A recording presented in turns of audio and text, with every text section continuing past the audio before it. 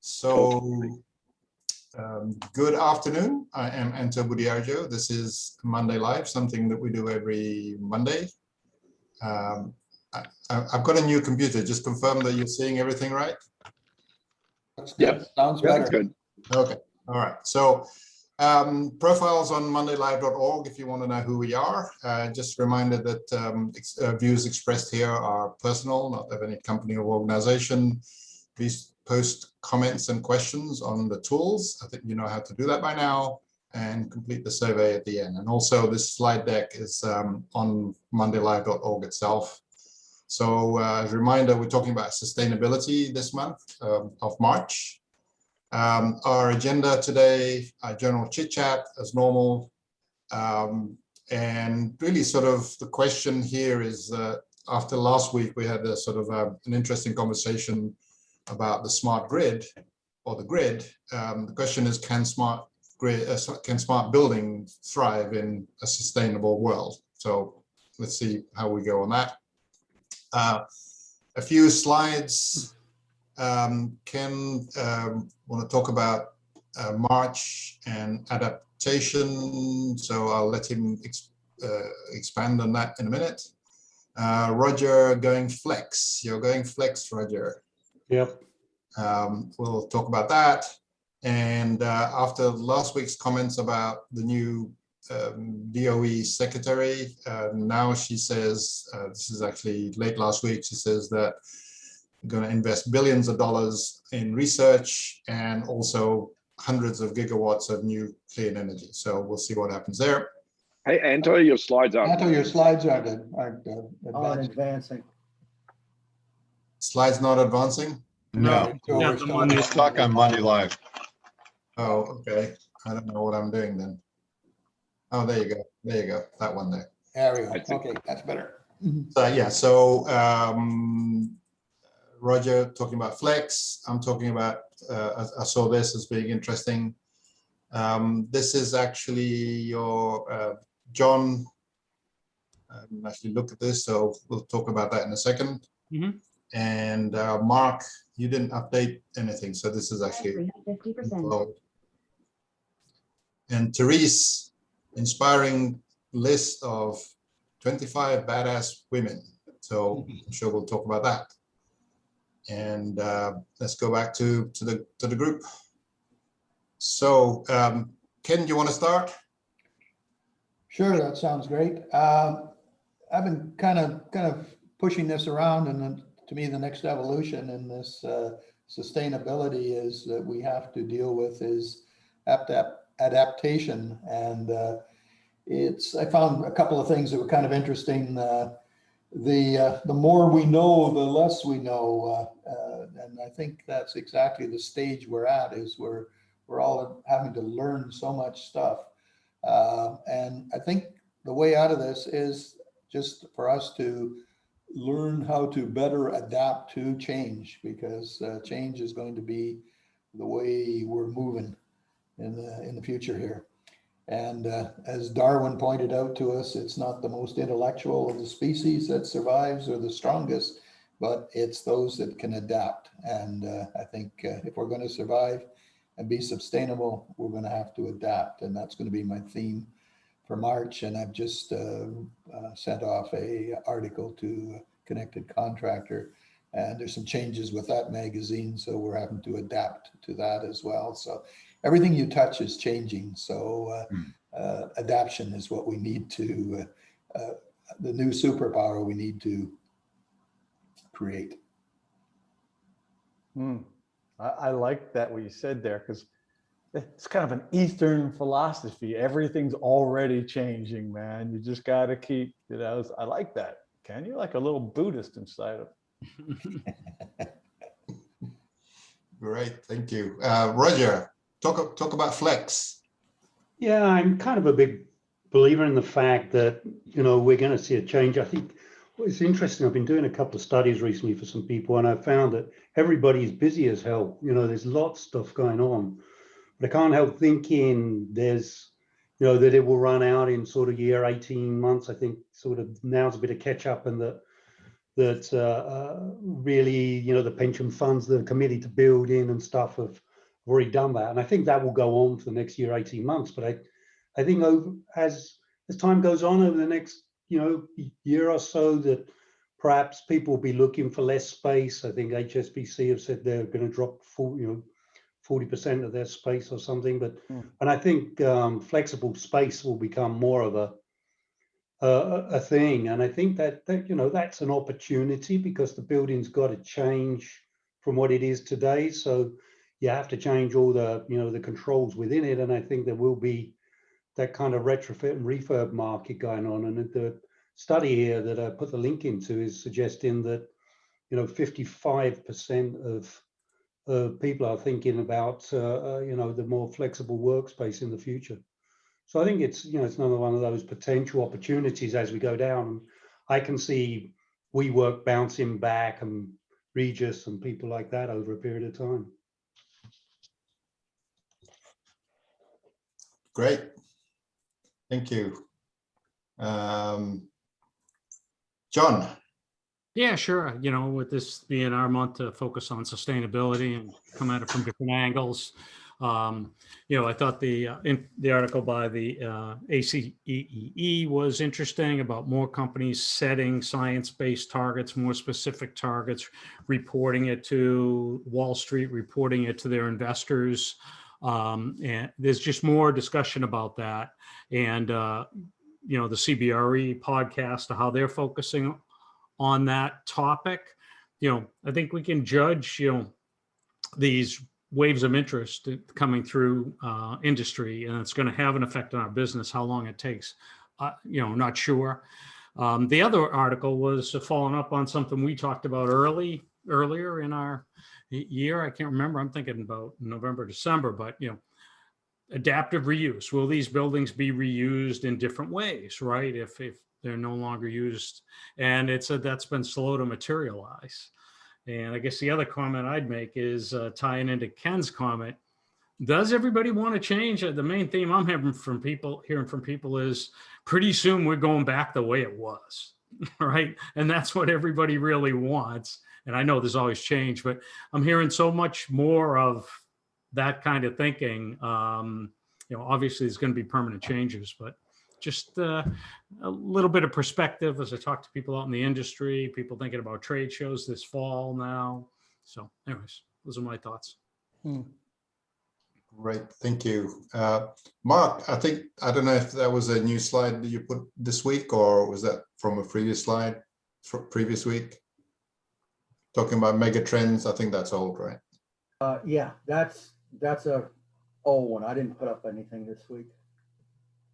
Okay, so Therese, happy International Women's Day, which is today, right? Yeah, so, we should today. be handing the whole show over to her, shouldn't we? Really? There you go. It is today. I thought I should throw that up there. I did see it in GreenBiz, and it's everybody from Prime Minister of New Zealand to lots of people in buildings, or affiliated.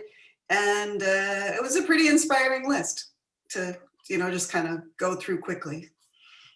So I recommend anybody that wants to see what, and I thought Heather Clancy of GreenBiz writes a beautiful intro article about what they look for in those women.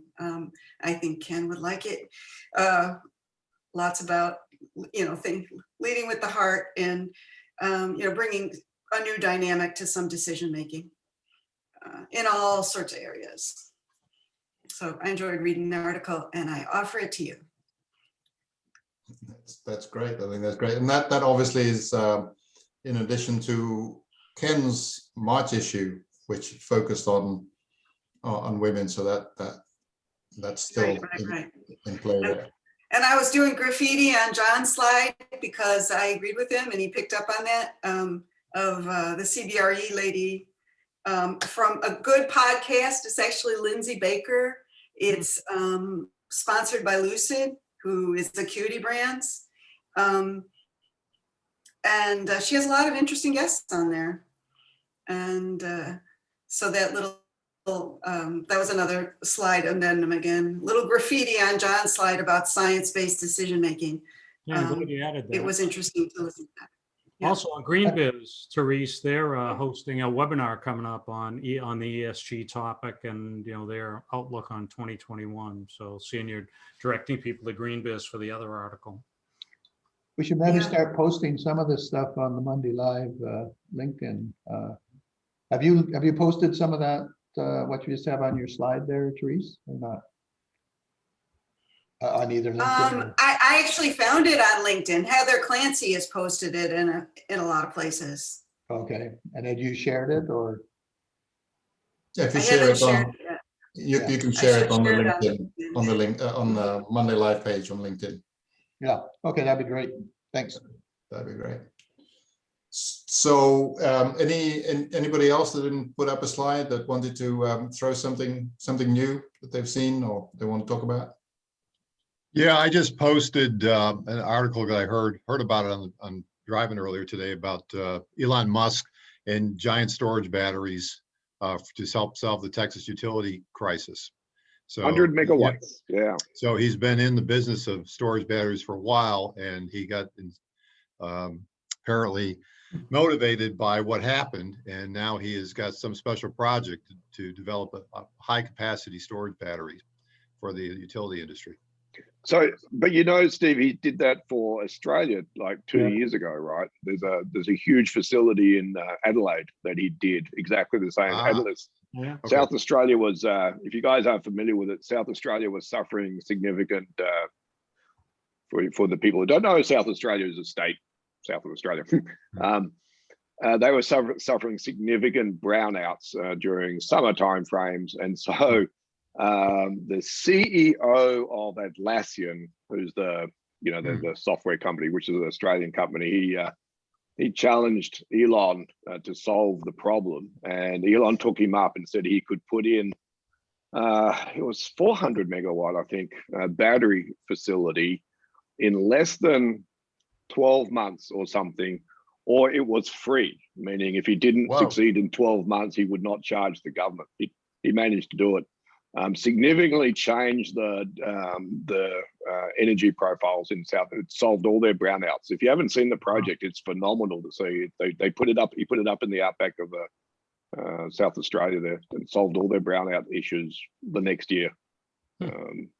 Phenomenal project, and he's using the same tech now in Texas. It's spawned off the same tech. He literally did it as a bet, didn't he? Almost, if he didn't. He did it as a bet with the CEO from Atlassian. Yeah. That's very cool. Thanks, Anno. Thanks for bringing in the rest of that story, because that says a lot. Yeah, he proved it out there, and that's the same tech he's bringing to Texas now, because he's moved to Austin as well. I don't know if you know that. Yeah. So he doesn't. All he wants his heat to work, huh? Right. Can't. It's personal now. Yeah, right. Great. So let's move on to our subject of the week. We heard a lot last week about grid, and the question was, can we have a reliable grid for sustainability? And the answer seemed to be maybe or maybe not. And so we're obviously in the smart building space. So what are our thoughts about, can we actually have smart buildings in a sustainable world? And open it up to the team and also anybody else out there that wants to chime in. I guess I'd like to ask a question, because, a number of us have been in the industry for a while, and energy has always been talked about as long as I can remember, but everybody just always talked, gave it lip service, never really did anything. It didn't mean anything to anybody about putting dollars on the bottom line. They were just still carrying on saying, yeah, we get it, kind of stuff. And I still sense people are saying they need to be seen to be green, but, does the panel actually believe there is a desire, there is a mindset change to want to actually provide sustainability in buildings from the owners and the occupiers?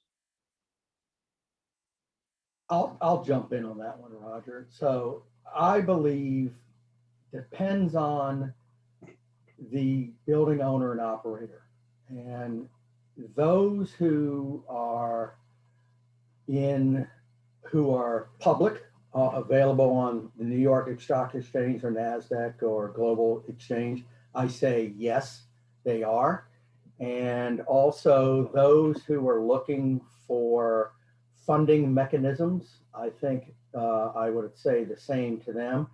And I guess I view it as, do we still call it sustainability, or is it the new term, ESG? We started bringing that up in our conversation either last week or the week before, or on our prepared conversations, environmental, social, and governance. And I think people are looking at it that way.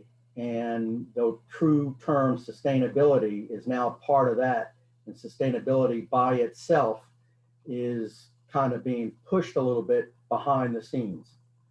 And it's interesting. I read a couple articles, which unfortunately I didn't able to post, on how for compliance issues and things like that, this whole ESG movement is really starting to take fold, especially in financial industry, as an example, healthcare, of course, even universities. So that's how I see it today. It's all about this ESG movement versus sustainability or energy by itself. So if you haven't seen it, James Dice did an interview with, that's his name, Jeremy McDonald from ISS on he leads sustainability and ESG for ISS. Have a listen to that podcast on James Dice's thing. Real cool guy. I mean, he's kind of really laid back, and he's got a really, I'd call level perspective on ESG and what it means to his customers, and he's property owners, property managers, and stuff. Right? It's a great podcast. If you get a chance to listen to it, I'll post the link.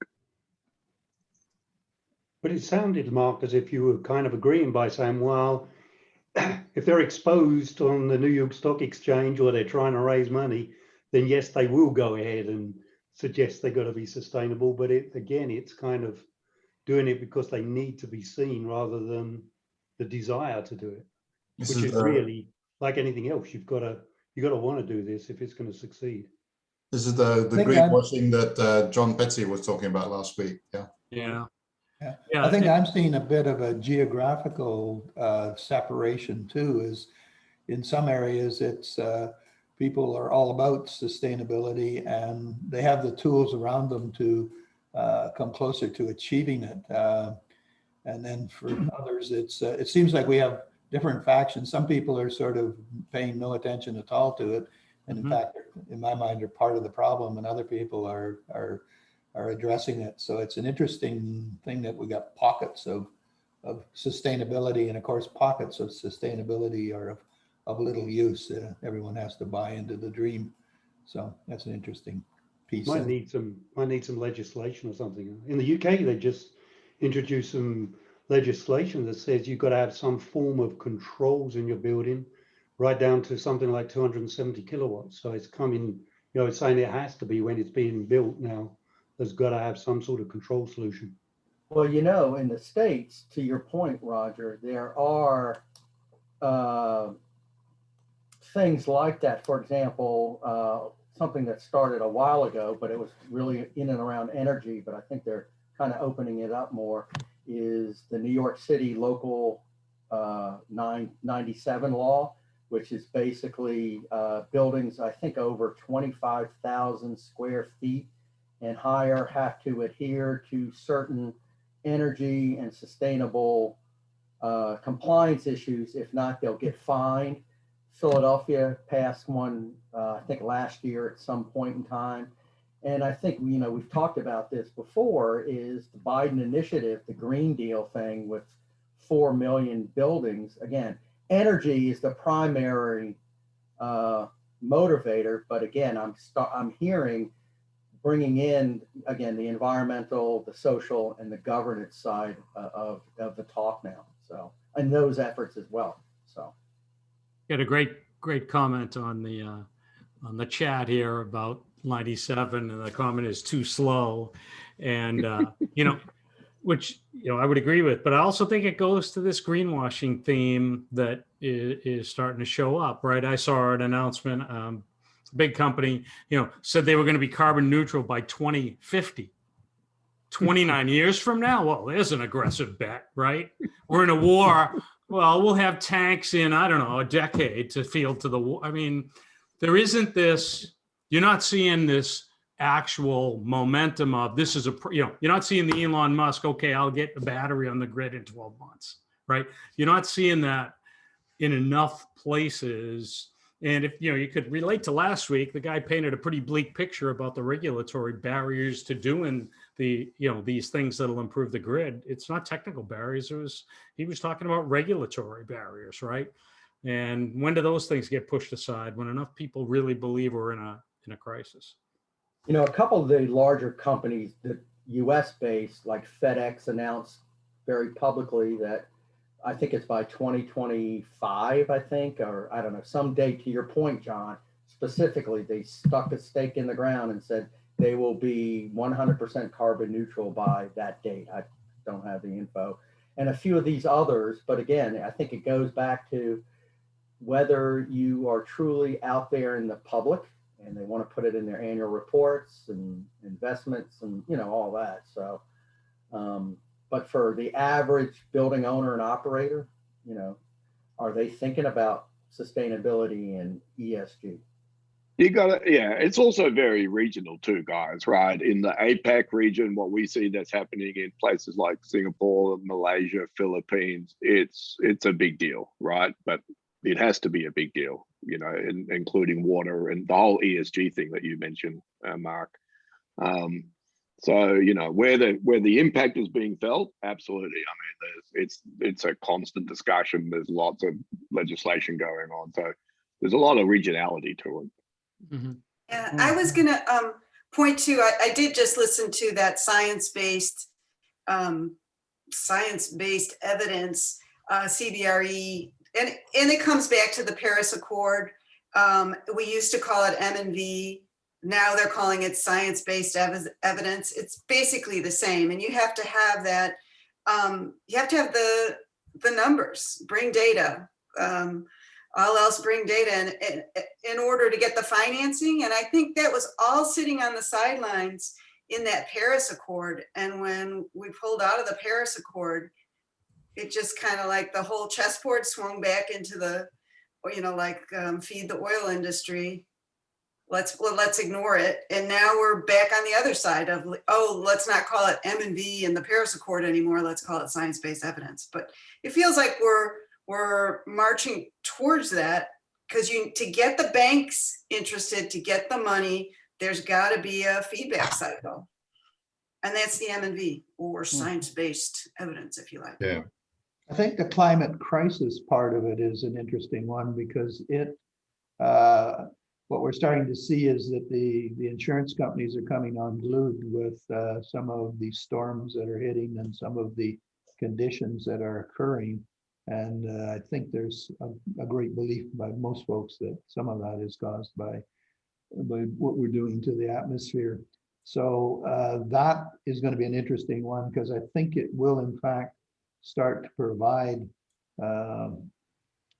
some funding to maybe make some of this. And the other side of that is this whole fact that it's kind of an area kind of a thing. Like I'm fortunate enough to live in an area where we're very close to being carbon free, and I live carbon free, and so the fact that we have these resources available to us, I think it potentially will start to make these places more desirable to live in. And so we're going to start to see migration, and that's going to start affecting that. If you don't in fact make your city more closer to carbon neutral, there may be some movement away from it, and that'll make the situation even worse. So there's a lot of dynamics, a lot of change, a lot of adaptation is required. I'll jump in and say, the question was, is it a thing? And from my perspective, as a little bit of an outsider, two questions. First, I see it must be a thing, since I see new brands and new companies and new algorithms coming online all the time, doing energy savings and monitoring. So that's a pure supply and demand scenario. They must have someone to sell this to. The second question I have, and somebody put it in the chat, I'm just wondering why it would matter. I'm curious why it would matter if everybody accepted a standard. Why would that matter to energy use? And I don't have an answer. I'm just curious why it would matter if we all accepted the same standard. I don't know if one of you guys could answer that for me. Standard meaning what? Standard. Toby asks this question. I'll believe energy in buildings when members of the BACnet committee accept standard for energy use projection by system into the standards network. I'm just curious what that means. That seems to be a question for you, Jim. Mr. Lee? I saw the question, but I didn't exactly know how to answer it. Or, it would be nice to have some more standards, but I think that the real problem we have is bankruptcy of financial decision makers. They're the ones that don't care about this. So I can't really say that technical solutions or standard solutions are what are standing in the way. And I've been observing this for the past 30 years. It's not just high level, but it's also mid-level financial decision makers that their head is not in the game. They're not making the bets with Elon Musk. They never have, and I'm not convinced that they will without legislation. So I think the legislation angle that's been discussed is very important. Does that extend into standards to some extent? Sure, that would be nice. And standardizing how we benchmark these things, that would be great. But if we don't get those financial decision makers unstuck, and we've all talked about this many times. John and I have talked about it. You're talking about a group of people that doesn't necessarily care about money. They're the people in charge of money, but when it comes to money that we can generate here, it never seems to make the playlist. So that's interesting. So let me ask you this: the people on this call, the attendees, and all of us, we do care about money and making money and staying viable and staying business. So would it be fair to say, gosh, right now, since that group of people doesn't care about money, there is another group that does? That's the U.S. government. I mean, should we be all looking towards U.S. government and the buildings in that space, Jim, you think, to start making some money? They're the worst offender, Bill. I've got federal clients with millions, maybe tens of millions of dollars of savings, and they're paralyzed. They can't get the savings, won't get the savings. I can't explain it. We don't understand it. We haven't understood it for 20 years, but it's true. The federal clients I have are probably the worst offenders. Got it. So Jim, on the money side, I'm just curious because they're risk takers, right? They look at what they believe is real from a problem standpoint. And even though climate has been declared a crisis, we've been unable as a society to debate the science of it. To Teresa's point, I don't know if it was a point she was making, but the idea of science says that you could actually have a real debate whether the climate situation is a crisis or not. So I get very concerned over that from a science perspective. Also from a political perspective, I look at Obama moving to Martha's Vineyard with a $14 million estate, and he's 4 feet above the ocean, and he doesn't seem to be particularly concerned about losing his investment. And he's not unusual in that regard. So, the political class has decided to make this into a crisis because it's been politically useful for them. But I am not at all convinced that it's a real problem. And my question is that possibly, very possibly, why the money isn't going into this? Because they recognize that it's not a real problem. It's not needed ultimately, and that someday we'll wake up and recognize that we're trying to solve a problem that doesn't need to be solved. Well, to start with, I'm 80 feet above sea level on Martha's Vineyard, so I think I'm okay. So yeah. I'm not going to worry about it politically. Right. But what I will say, Steve, is that I don't think that's it. I think that I wish that were it, but I really think that it's something else. I think that it's the fact that it's just not core to what they do. It's not how they Okay. think about their business. So if you look at energy and commercial real estate, it's not what they do. What they do is lease space, heads in beds, beds in hospitals, occupancies of hotels, occupancy, leasing. That's who makes up the commercial sector. If you look at institutional sector with higher education, healthcare, government, people are focused on their missions. And business schools over the last 30 years have taught people to be single-minded, get rid of stuff that's not core. And we're just a rounding error. Now, my favorite example was Texas. In the 2008 run up to the energy crisis there, I was at a trade show for the National Association of College and University Business Officers, you know, the top people running universities financially. Mhm. There was a huge energy shock. And I said, God, how come no one at this entire conference is talking about energy? And the chancellor, you know, the CFO guy from the chancellor from the University of Texas, I cornered him in the trade show and I said, how come you guys aren't talking about energy? You must be getting killed. Oh, he said, oh, absolutely, we're getting killed. We directly went to the trustees and had a vote and raised tuition to pay for energy. And I thought to myself, oh my God, he thinks it's like his home energy bill. He doesn't even realize it's not even on the table that they could do energy conservation. Wow. Energy bill goes up, raise tuition to pay it. Problem solved. So, you know, that is the kind of thinking, and that is the kind of thinking at financial levels that gets us to where we are. I don't think they thought, you know, I don't believe in global warming politically, that we weren't even to that stage of political thought in 2008. So that's where I am. Yeah, Not what they do. my perspective on it, Steve, is a lot like Jim's.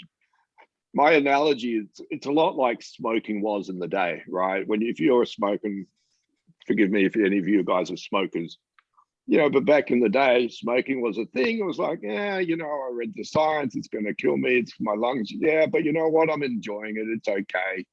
And they said, well, you know, smoking is bad. We're going to raise the price because, you know, we want to, you know, save people. Okay, I'll pay the extra $2 a pack, the extra $2. It keeps going up and up. You know, the cigarette costs are going up and up. You put stickers on the cigarette packets to say it's bad for you. Yeah, okay. Then when I get to the age, you know, and suddenly I'm in hospital, we're paying all these crazy medical bills, you know, for people who just ignore that. We're in the same camp, you know. It'll be pick a time frame, 15, 20 years, we'll all be gone, you know, but our kids will be going, damn, if dad just hadn't smoked, you know. Hey, don't worry, they're already blaming us for stuff, but that's an interesting analogy. Feels good right now. I like smoking. I don't smoke, but you know. Yes, so where do we go from there? Yeah, the key word on our chit chat at the beginning of the show was adaptive. It seems that what you're describing, Jim, is a system that is not adapting. It's sort of, that's kind of a critical. Yeah, I've been trying for 30 years to figure out how to make it adapt. I'm sorry, John. John's going to tell us the answer. No, they did adapt, right? They raised the tuition. They adapted without having to talk to a bunch of boring You're right. engineers who are going to tell them how to fix the problem, right? Make it go away is better than fix it. Right. So Ken, when you're writing about adaptive, make sure there's a right adaptive and there's a wrong adaptive. You can adapt in good and bad ways. That's the problem with machines. I think that's why we have to take adaptive apart and put it back together and fix it, because yes, that is exactly what happens. Is we all develop bad habits. We adapt to what's we adapt to the symptoms, not to the actual. Yeah, that's interesting. Yeah, Brian Turner just put a note: revenue growth versus expense growth. Yeah. Mm-hmm. And that's how I run my business. I figure I've already cut all the cost I can possibly cut. I'm worried about revenue, where revenue's coming from. So as a chancellor at a university system or a manager at a hotel, all of us, Mhm. worried about sales Mhm. because we already think we're doing a reasonable job of cost control. Right. Right. You know, and the question is are they right? You know, are we enough? You know, maybe we're just not big enough as an expense for them to worry about.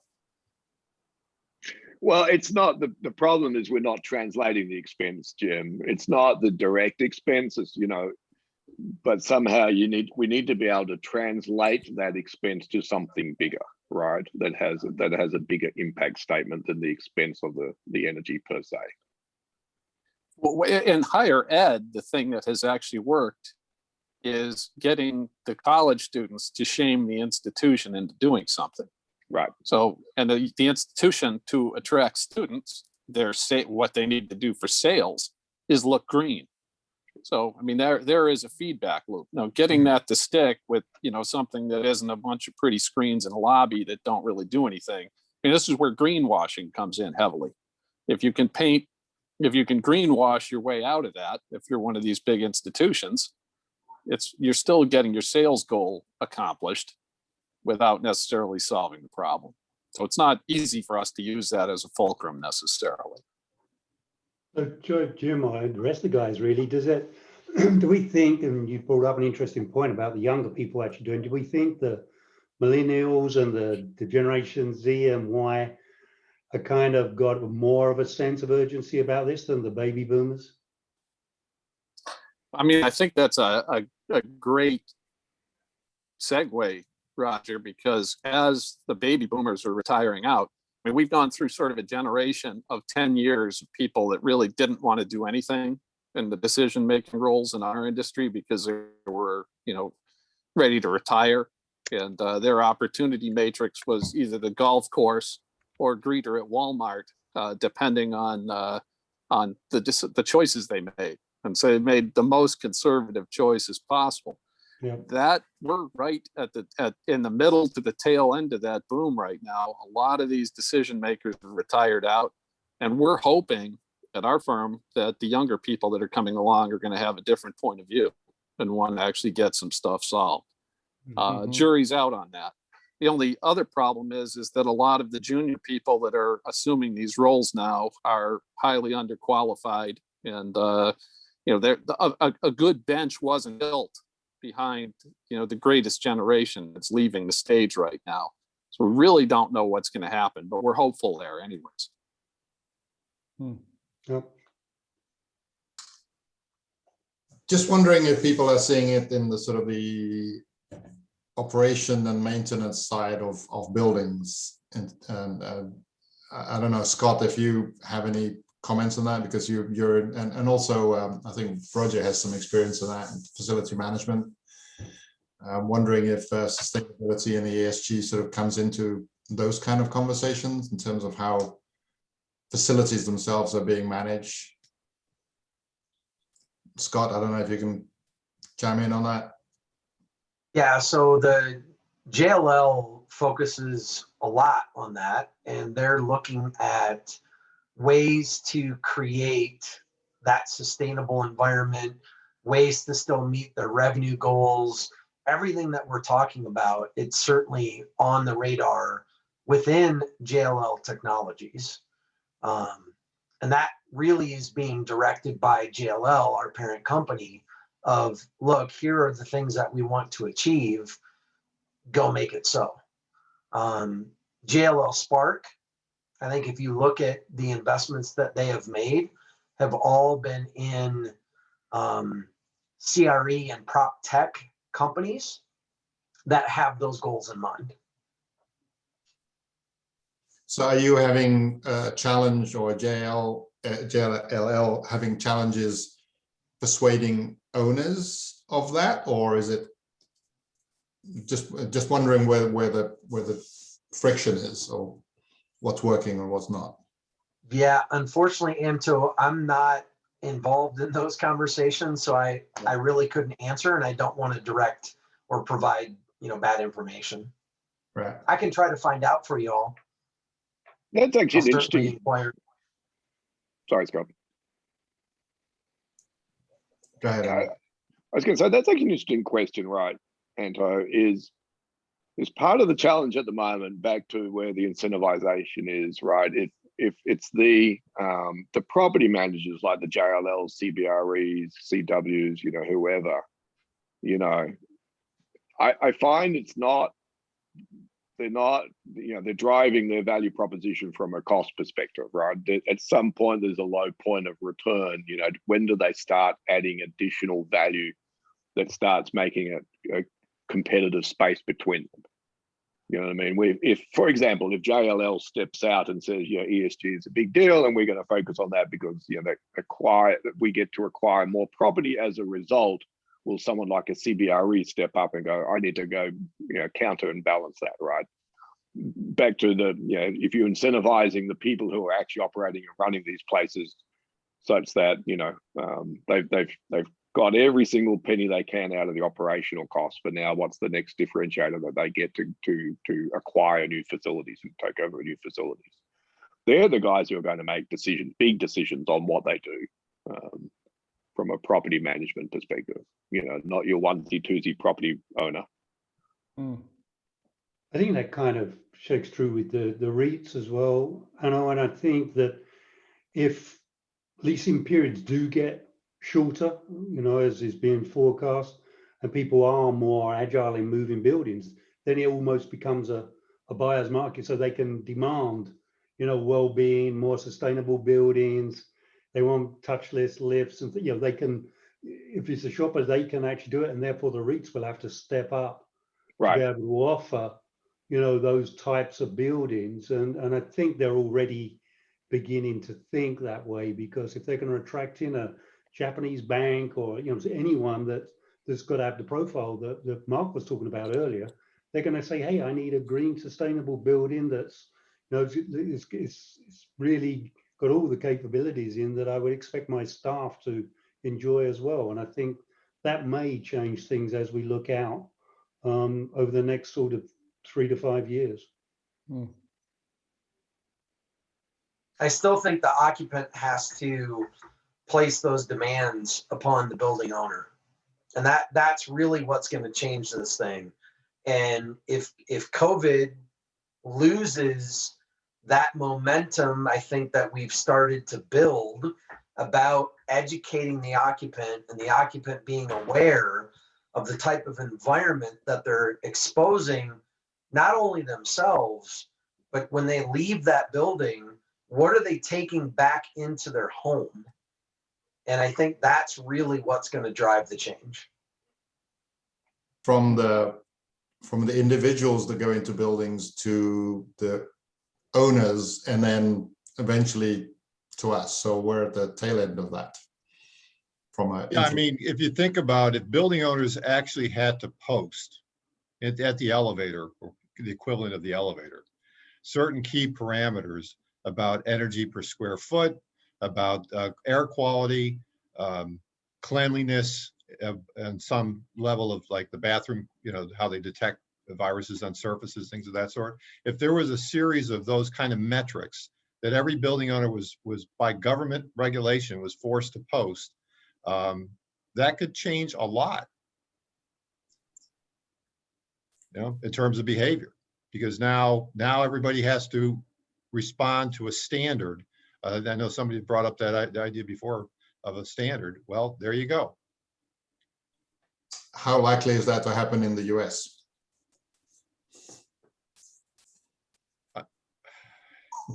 I'm the wrong person to ask that, but I would say the current administration seems to like government regulations, so it's probably a good time to act in that regard.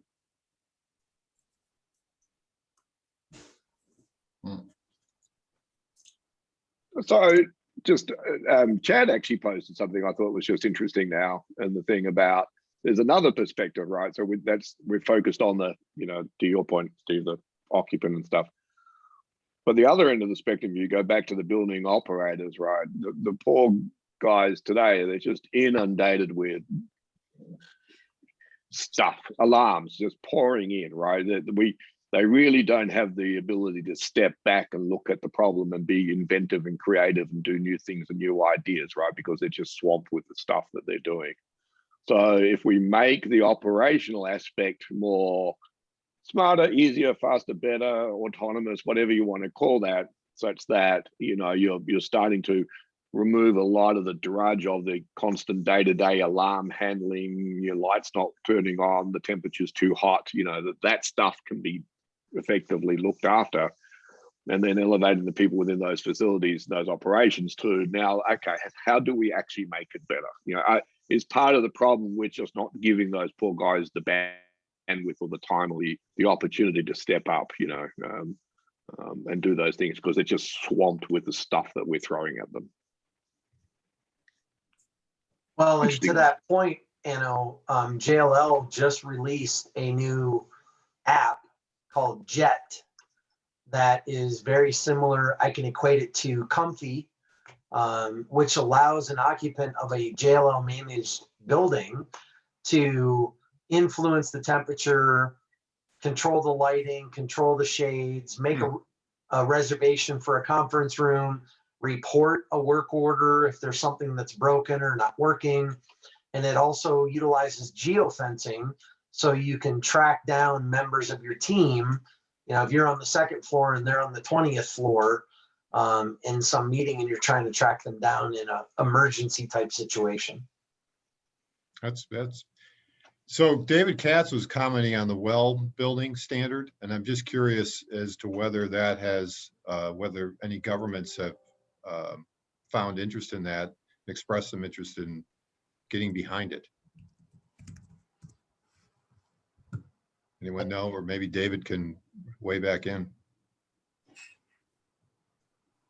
I don't think we know, and it's I saw the commercial this weekend. All these famous people talking about, you know, this means it's a good building and safe building, health safety rated. Well, that doesn't tell me that it's efficient. Right. Right. So it's, again, maybe that's that going back to Jim's comment, maybe, health safety is something that is more socially important to people. So it'll get more momentum than, the stuff we do, which is to make the buildings efficient and intelligent. But, I don't know whether it would stick. But someone else suggested that we get, a Greta Thunberg to, come and support our industry, right? So. Or our own Greta. our own Greta. But the whole idea of can we get it to a profile where it's part of common conversation and culture about running buildings, as opposed to being this thing that is not in anybody's wheelhouse, like Jim said. Or isn't it just buried? I mean, we had the part of the conversation about finance, and you need the controls to get the M&V. I think that we understand that before. It's not the top level value that people see, that you need the controls. You have to take a step away from it. And the same with health and wellness. You can talk about health and wellness, but you can't really do indoor air quality, et cetera, unless you've got the control background to actually change the set points. And so we're there. It's just that we're always buried 1 or 2 steps away from the benefit people can feel and touch and taste. Yeah, we're part of every bit of those, but not core. Right. Does that mean that because we're I think we are core, but not tangible. Yeah, hidden. Because of that, does it mean that we can't be proactive? We can't influence what happens, and we're at the mercy of other entities of the system to actually make aware that efficiency matters? Is that the reality of our industry? I think across the board, we have been for 30 years, DDC systems, energy management systems, that all of the major vendors have been trying to tell the story. And, there's a sizable industry around it. It's just, I think what we're saying here is so slow moving, even when financial benefits are extremely clear and well proven.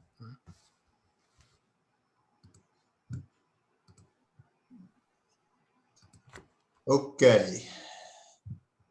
Any other sort of thoughts, different kind of thoughts? What about does that change with ESG, the other components of ESG, the governance part, or is that the same thing? No, I think they're different. In fact, I was going to mention that earlier. Thanks for bringing it up. I think there's a risk to organizations focusing on ESG because the social and governance issues may be the ones that get the most attention, right? As opposed to the E part, right? Or our portion of the E part, energy efficiency, right? Social and governance issues are very important, diversity, all of those types of things, and they're not things that we're directly affecting. And so think about it, all those three very different domains organized under one C-level executive, what background will they probably come from? Probably not energy efficiency. It'll be the G. It'll be the G and the S, right? So that may not actually drive action in our area. It's some increase of awareness, but might not be action. So ESG stands for environmental and social. Social governance. Mm-hmm. So governance is the action, is to govern environmental and social things, right? So people are going to latch onto the G. And the S. And the S. Mm-hmm. People will latch onto the S before the G. Mm-hmm. Yeah. And then E just comes along for the ride. Oh, they should do good things, but that can be the classic, lead stuff, right? Lower CO2, concrete, bike racks, all of those things that are good, but are really very different from the types of things that we're talking about and that can make these substantial impacts to the energy use of the built environment. Well, is it now more than just energy use? What about water? Yep, that's part of environment. And that could have a much higher priority depending on where you are and what the water situation is. Right. It just seems like that the conversation in and around water is part of the sustainability ESG. Yeah. Bigger conversation is becoming more prevalent than it ever has over the last 10, 15 years. All of us have been doing this. Mm-hmm. So how should we behave as a smart building industry, knowing that we have limited influence to drive change? So I want to propose a potentially different business model here. So when I listen to Jim in particular talk about the fact that he can point out millions of dollars of savings that never get realized because no one cares, okay? And they just pay the bill. So I don't know enough about the utility rate structure to say, but if from a business perspective, if you went into that same building owner and if the savings can be achieved by how you run the building, meaning there's very little capital purchases that need to be done to actually achieve the savings, and you could purchase the power at wholesale rates, be at a rate below what the owner is paying, then the business model would be to deliver the current power bill at the current price that he's paying, and you implement those changes, and you're given the right to implement those changes, and you make the difference between the wholesale and the retail rate. Mm-hmm. This is the exact business model for something called a utility energy service contract. Mm-hmm. That the federal government uses to buy all of this energy efficiency now. It is the preferred vehicle. So the utility becomes the partner. They theoretically fund the changes, and the energy efficiency is paid for off book. It's off balance sheet. It's not paid for by congressional expenditure. It's paid for by washing all of these expenses through the utility bills. And that has been the preferred method for the government procurement of energy efficiency for the last 10 years now or so. So unfortunately, we haven't seen it apply more broadly. We have seen utility rebates for what we do, and they've largely fallen on deaf ears. We have some customers that do very well from the rebates, but you know, if they don't care about millions in savings, millions more in utility rebates don't get the juices flowing either, for whatever reason. But I'm saying, Jim, if you turned your company into essentially a utility, you are the utilities. You know, the bills come to you and then you turn around and charge the customer what today the view is a utility bill, except with that comes your right by contract to affect the changes. Doesn't that Traditional performance contracting. Mhm. And the problem is, Steve, that, and maybe this is changing, but over the past 20 years before that, the performance contracting business models had been sullied by people that were effectively trying to use them for off-balance sheet financing.